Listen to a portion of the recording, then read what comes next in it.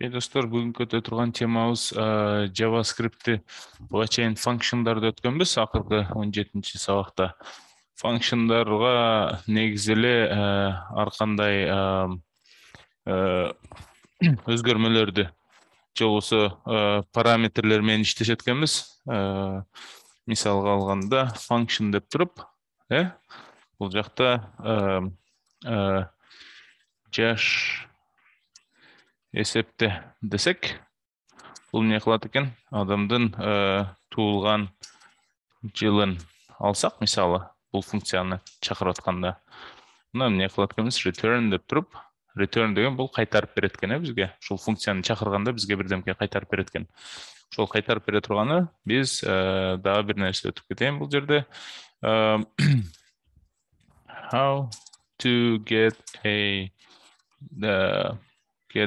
How to get today's date in JS. Бүгүнкү числону же бүгүнкү күндүн датасын JavaScript'те кандай алсак болот деген суроону бул жака жаздым мен. Мисалы, мына var new date. Эгер new date деп чакыра турган болсом, бул бизге бүгүнкү датаны чыгарып берет экен. Бул жерге мисалы азырынча муну комментке коюп турайын. Мисалы console check it log деп туруп, new date деп туруп, мындай кыла турган болсок, бул бизге бүгүнкү датаны жана азыркы саатты чыгарып берет экен. Мына бул жакта 8-ден 11 өттү. 6:11 деп атат. Бул кайсы жактын саатын алды экен? Точно билбейм, кайсы жактын саатын алды. Точно местный саат эмес. Ушунун ичинен биз мисалы жылды эле алгыбыз келсе, анда муну форматтап өзүбүздүн каалаган датага өзгөртүп алсак боло берет экен. Мисалы, ушул келген күндүн ичинен get full year деп турат, мисалы, толук жылды алып кел дейт. Бул функция болгон үчүн функцияны биз дайыма кашаны аягында берип чакырабыз, функцияны чакырып атканда. Мына 2022 деп берди. Бул type of дегенде бизге эмнени берчү? Ушул бизге азыр келген датанын түрү, өзгөрмөнүн түрү кандай түрдө экен көрөлү. Мына number. Окей, демек биз бул аркылуу ар кандай математикалык операцияларды жасасак болот экен. Мен мунун ичинен оны алайын, копировать этип, мисалы, бул функциянын ичинде эмне деп атат? Функциянын атын караганда бизге түшүнүктүү болуш керек. Жана ар дайым этиш менен болуш керек функциянын аты. Кыймылды билдирген, бир операцияны билдирген, function жаш эсептөө. Эсептөө деп коелу, жаш эсептөө. Эмне кылат экен? Бирөөнүн жашын эсептейт экен. Туулган жыл деп коелу. Мисалы, бул функцияны караганда, бул жерге кааласак биз түшүндүрмө жазып кетсек болот экен. Бул функциянын максаты эмне деген боюнча, төмөндөгү жаш эсептөө функциясы, негизинен код башка программисттер менен иштегенде ушундай функциялардын астына же үстүнө же даже функциянын ичине ушундай комменттерди жазып кетишет. Бул функция эмне кылат, максаты эмне? Ар дайым эле жазыла бербейт, бирок көбүнчөсү жазылышат. Жазып документацияга жакшы же болбосо эң жакшы код бул түшүнүктүү жана документтелген код дейт. Мындайча айтканда, башка адам сенин кодуңду окуганда түшүнө билиш керек. Мен мисалы жаш эсептөө деп атты жазбай бул жерге, мындай эле жөн эле функция деп койсом, мисалы, бул функция эмне кылат, мунун максаты эмне экенин түшүнүш кыйын. Түшүнсө болот, кодду окуп чыгып, мисалы каяктан эмнени чакырып атып, эмне деген операциялар жасап атат, эмне деген жумушту аткарып бизге бир жыйынтык чыгарып атат экенин окуп түшүнсө болот, бирок коддун өзүнө караганда атыны окуп туруп түшүнө албайсың. Ошон үчүн берилген өзгөрмөгө берилген функцияларга, класстарга берилген аттар булар ар дайым түшүнүктүү болуш керек экен. Башкалар үчүн, өзүң үчүн деле. Мисалы, бул кодду жазып туруп, 1 жылдан кийин кайра ушул жерге келсең, эми азыр бул 2 эле линия, 3 эле линия болуп атат. Бирок коддор бар, айткандай эле 10 миң линия, 20 миң линия менен жазылган коддор бар, ушунчалык чоң. Аларды 1 жылдан кийин келип туруп, ошол бул эмне кылат десең, эч ким эстей албайт. Ошон үчүн өтө маанилүү нерселердин бири бул эмне экен?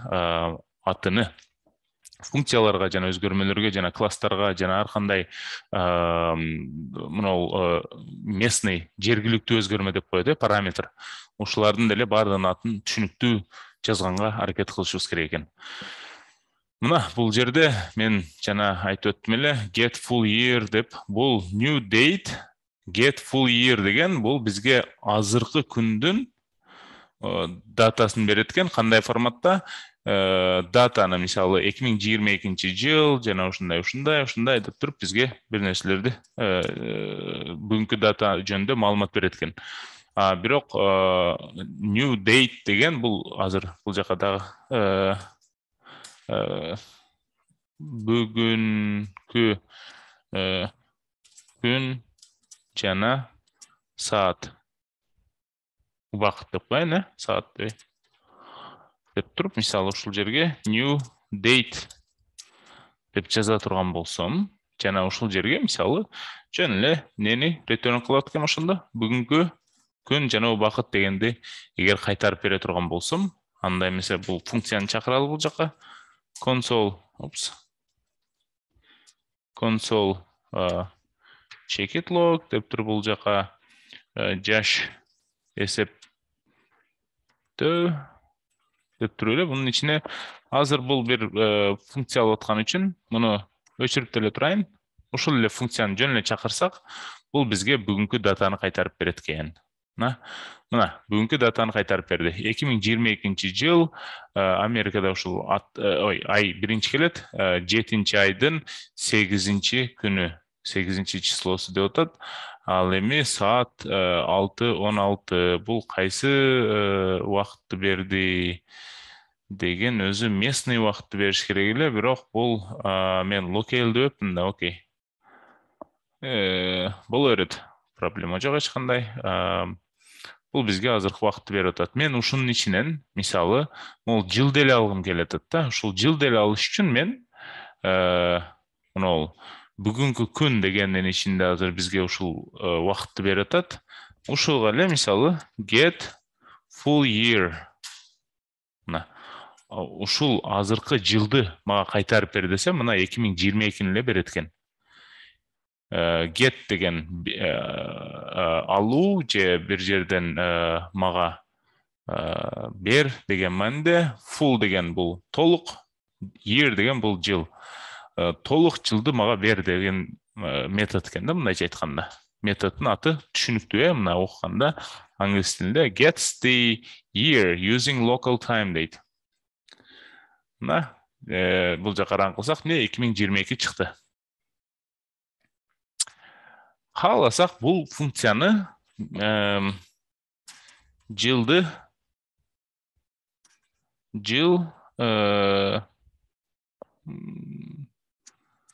кайтарат деп коелу. Жыл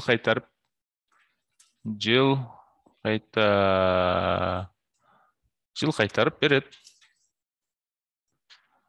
Кайтарып эмес, кайтарып берет.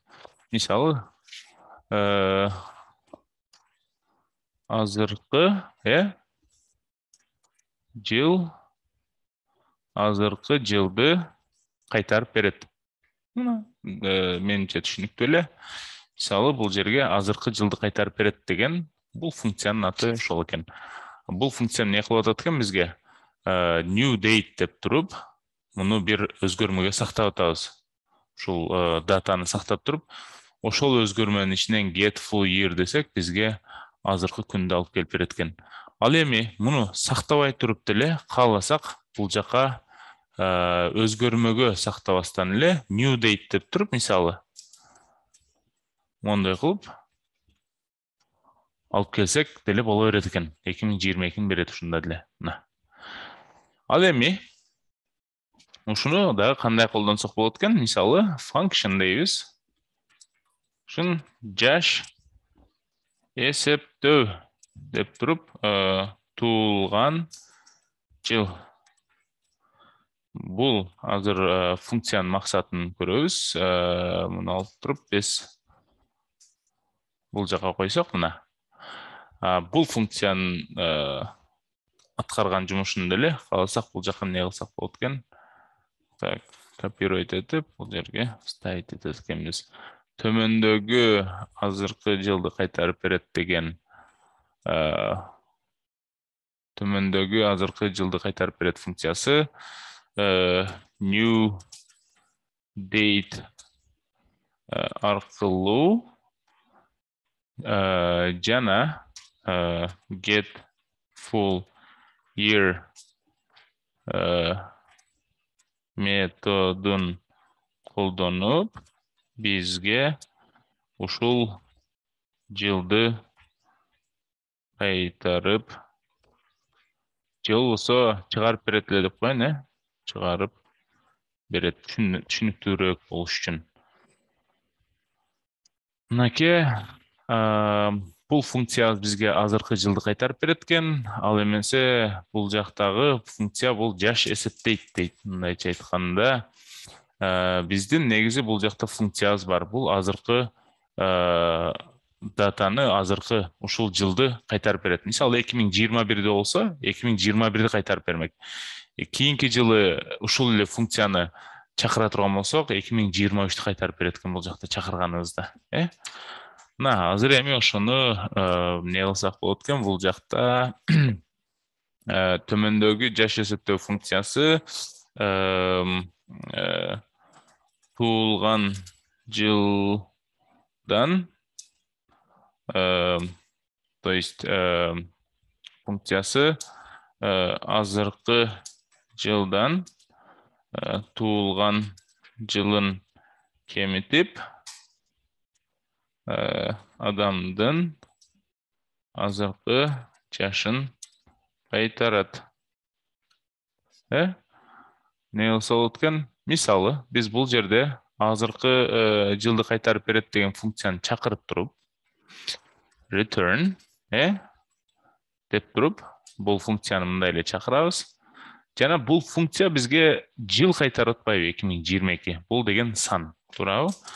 Минус деп туруп, туулган жыл деп койсок болот экен. Бир аз ушул жерин түшүнүш оор болот, бирок азыр буга кайра келебиз. Мисалы, эми console checkit log деп туруп, жаш эсептөө деп функцияны чакырабыз. Функциянын ичине туулган жылды берели. Мисалы, 1978 жылы туулган адам азыркы учурда канча жашта? Мисалга алсак, мындай кылалы.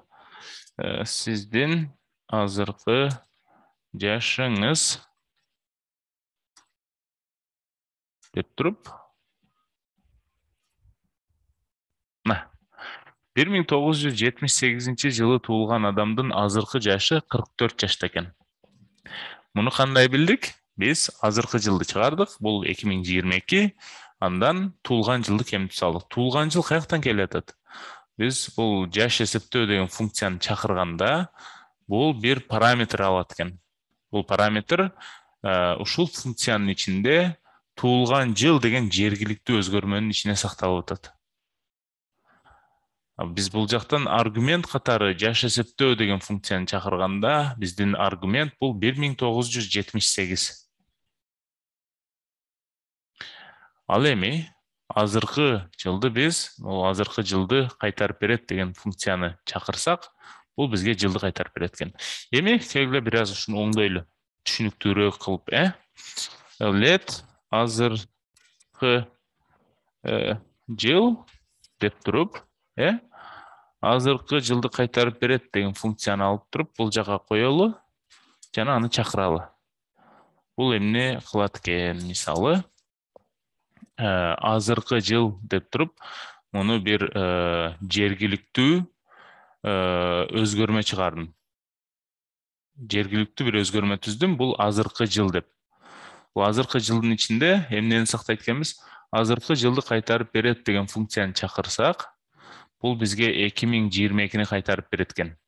Return бул кайтарып берүү. Бул функцияны чакырганыбызда биз ар дайым артына эмне кашаны коюп чакырат экенбиз.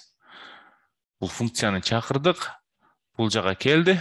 Бул жерден мына scope деп коет. Ушунун ичине киргенде эмне кылып атат? Return new date that get full year деп туруп, ушул get full year деген метод бизге азыркы жылды кайтарып атат экен. Бул new date деген бул өзүнчө бир new date деген бул класс деп койсок болот. Бул класс бизге акыркы датаны кайтарып берет экен. Ошол датанын ичинен биз бул жылды алып туруп, бул жака кайтарып атат. Андан келген ошол жылды биз азыркы жыл деген өзгөрмөнүн ичине сактап алдык. Жана ошол азыркы жыл дегендин ичинде азыр не турат экен? Азыркы жыл ичинде 2022 бар экен. 2022-ден биз 1978-ди кемитип салатабыз. 1978 бул бизге аргумент болуп келген. Бул жерде туулган жыл деген параметр же болбосо өзгөрмөгө 1978 сактап алганбыз. Мына экөөнү ортосунда, мисалы, азыркы жылдан ошол жылды кемитип туруп, кайтарып берип атабыз return деп. Муну дагы да бир аз оңдосок болот экен. Бул жерде эле биз математиканы жасабай, муну бир линия үстүнө чыгарып туруп, мисалы, let жаш деп туруп, эсептелген жаш деп коеюн. Бул эсептелип чыгарылган жаш да, мындайча айтканда, кемитүүдөн келип чыккан жаш. Мисалы, азыркы жылдын ичинде 2022 бар экен. 2022-ден биз 1978 бул жакта аргумент болуп келди. Бул туулган жыл деген параметрдин ичинде бар. Бул 1978-ди азыркы жылдан кемитсек, бизге эсептелген жаш келип чыгат. Бул 44 экен. Ошол 44-тү эми кайтарабыз. Мына сиздин азыркы жашыңыз бул 44 дейт. Ошол бул тема аябай кызыктуу, жана буну программисттер менимче карьерасынын аягынача колдонот. Функциялардын максаты ушундай. Бир жумушту бизге аткарып бериш керек. Эми кийинки темабызга өтөлү. Бул массивтер менен функцияны кандай иштетсек болот. Index checked.js дейбиз. Бул жака let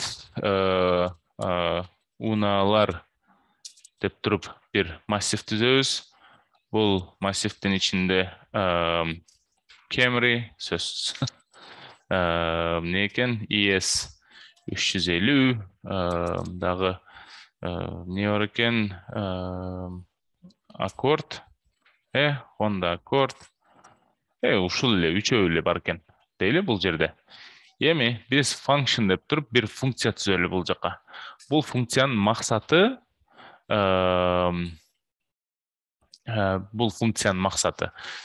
бизде ушул массив бар, array бар. Ушул arrayге дагы башка бир жаңы унааны кошкум келсе, мен не кылат экем? Унаалар checked push. Push деген негизи кыргыз тилине которгондо түзмө-түз түртүү. Бирок бул жерде push деген англис тилинен которгондо сөзмө-сөз, түз маанинде которгондо бул түртүү. Бул жерде функция катары колдонушкан, бул массивдин ичине жаңы маалыматты түртөт. Эң аягына. Мисалы, бизде Camry, ES 350, Accord. Ал эми биз ушул унааларга Fit деген машинаны кошуп койсок, Honda Fit'те. Мына. Биринчи бул жакта кошкондон мурда эмне бар экенин чыгарып алалы. Унаалар деп туруп чыгарсак, бул жакта мына өзүңөр көргөндөй Camry, ES 350, Accord деп чыкты үчөө. Ал эми бул жака унаалар checkit push деп туруп биз не fit деген машинаны коштук ушул массивдин ичине. Эми console checkit log унаалар десек, бул жактан бизге мына өзүңөр көргөндөй Camry, ES350, Accord жана Fit деп чыкты. Анан тагы башка бир машина кошкубуз келсе, эмне кылат экенбиз? Унаалар checkit push Mazda деп кое берейин. Жана бул жака console checkit log деп туруп унаалар десем, эми Мазданы да кошуп койду мына. Эми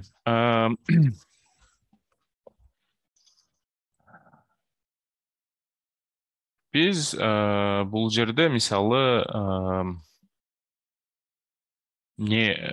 кандай өзгөрмө кылсак болот?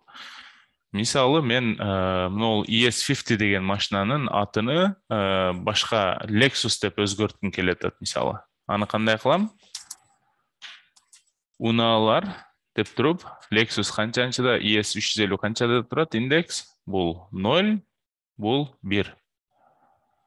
Бул жака ичине 1 деп туруп, барабар Lexus деп койсом, андан кийин бул жака console checkit log деп туруп, унаалар дей турган болсом, мына эми мисалы Camry ES350, Accord, Fit, Mazda деген ордуна Camry, Lexus болуп өзгөрөт экен бул жакта.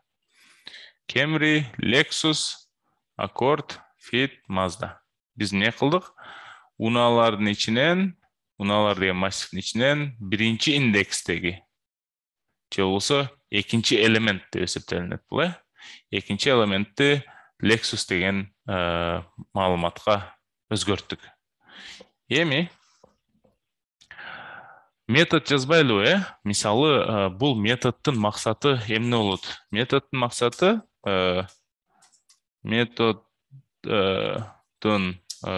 максаты эки параметр алат. Биринчиси бул кайсы индекстеги унааны өзгөртүү. Ал эми экинчи параметр бул кандай унаага өзгөртүү.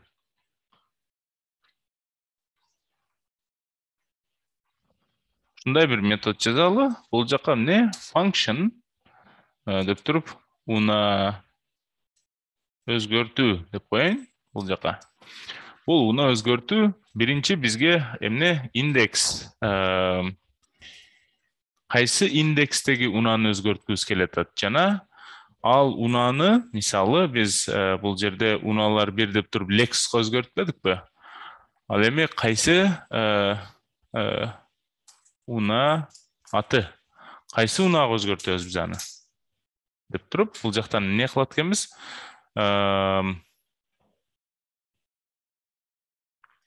Бул унаалар ушул жерде туруп турсун. Азырынча муну комментке коюп турайын. Азыр бизде унааларда Camry, ES350 жана Accord бар экен. Бул жерде мисалы өзгөрткүбүз келген кайсы индексти берет экен бизге, жана унаанын аты. Ушул нерсени биз бул жакта кылганга аракет кыла алабыз, достор. Не? Унаалар деген бул глобалдуу өзгөрмө. Глобалдуу өзгөрмө деген бул бир функциянын ичинде эмес, функцияга гана таандык эмес. Бул ушул класстын ичинде, мол JS деген класстын ичинде, папканын файлдын ичинде бардык функция болбосун, эмне болбосун, бардык жерде унаалар десек, бул өзгөрмөгө же болбосо бул массивке биз ар дайым access ала алат экенбиз. Access деген бул колдоно алат экенбиз. Ушул унааларды ар жерде колдонсок болот экен. Мисалы, анда эмне кылат экенбиз? Унаалар деп туруп кайсы индексте? Бул бизге индексти берет экен, Анан кандай жаңы атка өзгөртөбүз? Унаа аты. Болду. Бул функциянын максаты ушул.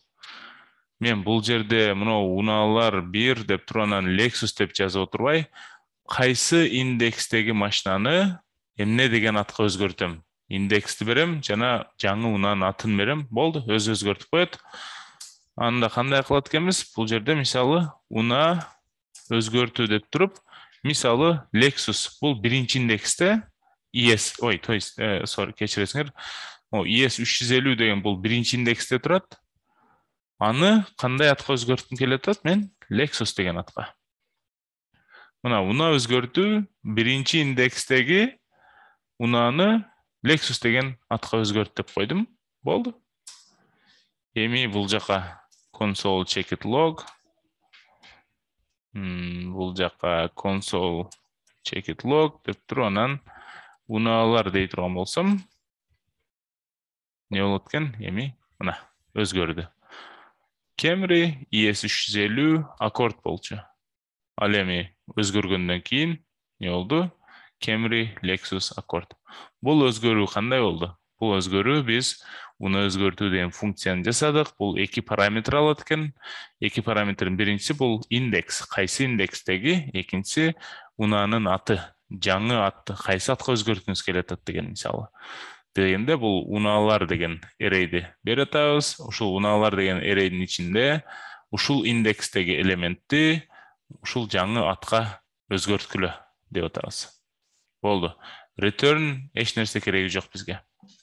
Себеби бул жакта бизге белгилүү эле array экен. Жана ошондой эле мисалы кааласак бул жака array'ди деле берсек болот, бирок анын кажети жок бул жерде.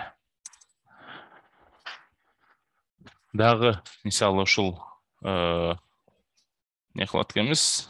Ушуну эле бул жака башкадан чакыралы. Жана мунусунда биринчи индекс эмес, аккордту өзгөрткүм келет атат. Бул унаалар checkit length -1. Эң акыркы унааны мен аккорд эмес, эмнеде өзгөртөйүн? Mustang. Эң акыркы унааны аккордтон Mustangга өзгөрткүм келди деп туруп, анан биз муну алып туруп бул жака Mustang деп өзгөрткөндөн кийин кайра иштетсек, мына башында Camry ES 350 Accord болчу, андан кийин Camry Lexus Accord болду, азыр эми Camry Lexus Mustang. Mustang'ты Accord'ту Mustang дегенге өзгөрттүк. Кандай жол менен? Унаалар checkit length -1. Буюрсам унута элексиңер. Checkit length дегенди length аябай көп колдонобуз. Эң акыркы элементти Mustang'га өзгөрт дедик, өзгөртүп берди. Жана ошондой эле бул жерге башка бир функция жазсак болот экен. Мисалы function деп туруп massivde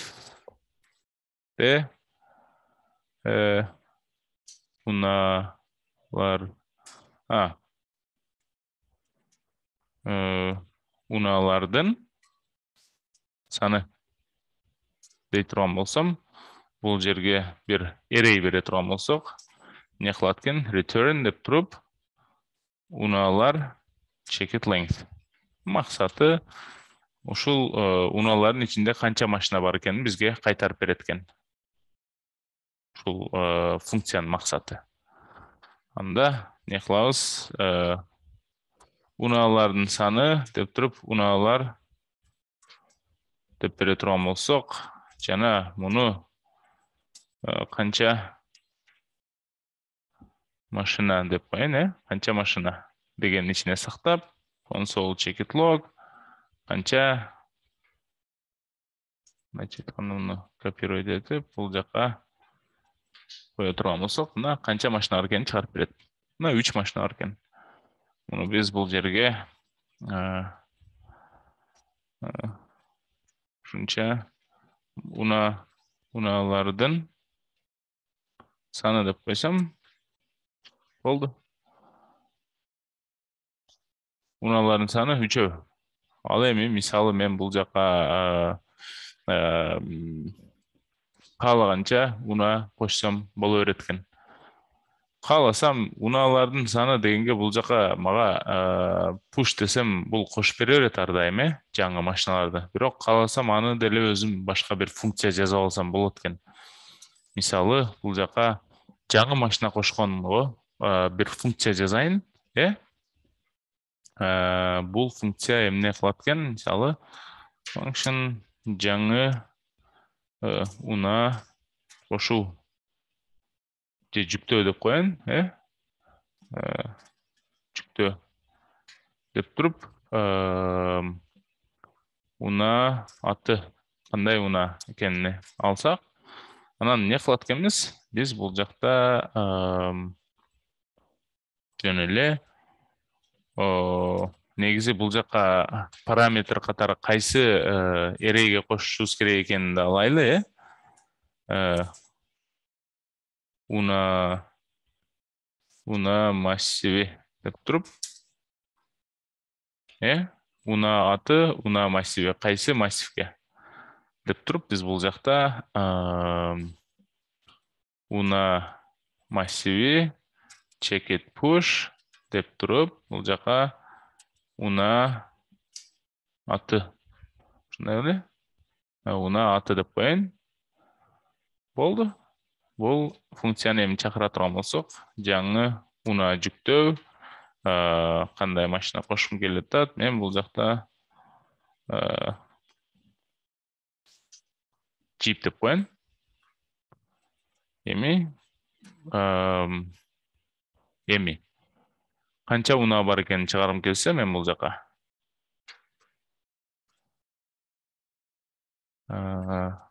муну копировать этип туруп бул жака алып келели.